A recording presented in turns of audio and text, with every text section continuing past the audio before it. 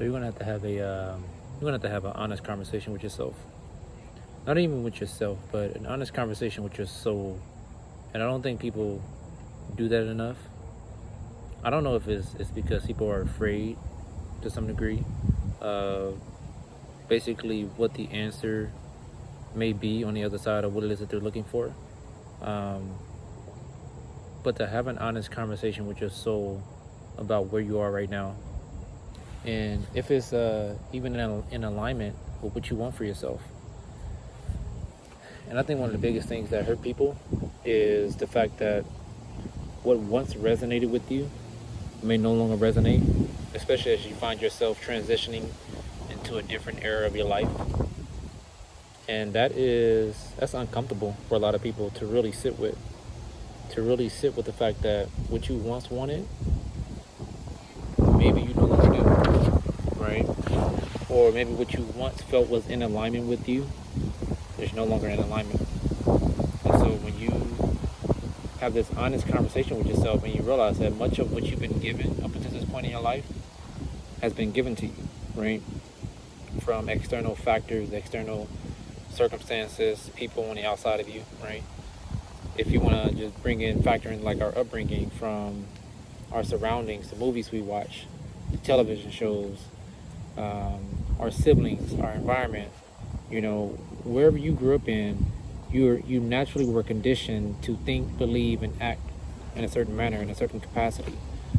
And so when you are at this stage to where none of what was given to you no longer resonates, it's going to seem extremely uncomfortable, because you're now at a stage, basically a bridgeway, to where you have to let go of that version, right? And the fact that you are allowing yourself to even experience this is something that you have to give yourself credit for. You honestly have to give yourself credit for it, because there are so many people who ignore that inner voice, that inner knowing, that something is off, something isn't right, right? I've always been a firm believer that we can create the life that we want to live for ourselves. Now, it's going to look different from person to person, but we as individuals, we can create that, right? But you have to allow yourself the opportunity to do that. And so by creating, I don't just mean, designing everything and everything is perfect, right? You live in a perfect world, but creating in the sense that you are actively moving towards what it is that you want for you. And it's not that it's something that others want for you, or not that it's something that others are pushing upon you, but it's something that you genuinely deep down want for you because it resonates with your soul, right? Like your soul wants to experience this.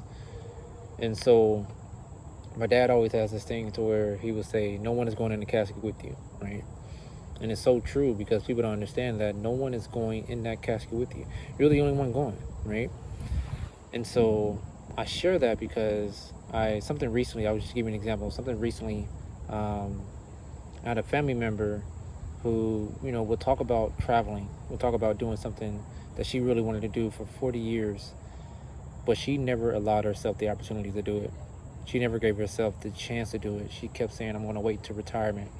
And then you look up 1 week into retirement and she passed away, right? So she didn't even give a chance to feed her soul. She didn't give her soul a chance to be fed, right? She allowed herself to be bogged down by the responsibilities, by the, social responsibilities, I should say, as far as what you should do, how you should do things, how you should act. Is assuming that everyone is supposed to be doing the exact same thing in the exact same manner, but that couldn't be further from the truth, right? So wherever you are in any given moment, you have to be honest with yourself. Let me take that back. You have to be honest with your soul, right? Ignore what it is that your flesh is asking for, and really build a connection with your soul. Like, what is your spirit asking of you right now? Is it asking you to make a change in your career? Is it asking you to make a change in life? Is it asking you to make a change in regards to your habits, so that way you can do something that is more in alignment with what it is that you want for yourself, right? And so the longer you ignore that, the deeper you risk going into like depression, or the deeper you risk going into an environment to where it no longer makes sense for you, and then you look up 20, 30, 40, 50 years and your life is done, right? So wherever you are, honestly sit with your soul. And one thing that I do recommend, and I do this quite often, is just sit in the dark.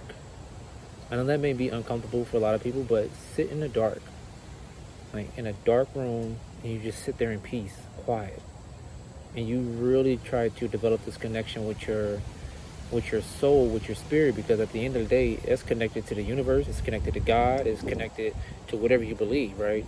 But you really want to fine tune your listening ears, being able to listen to what it is that is being asked of you, because if not, you're going to risk losing time, and that's pretty much all you have, right?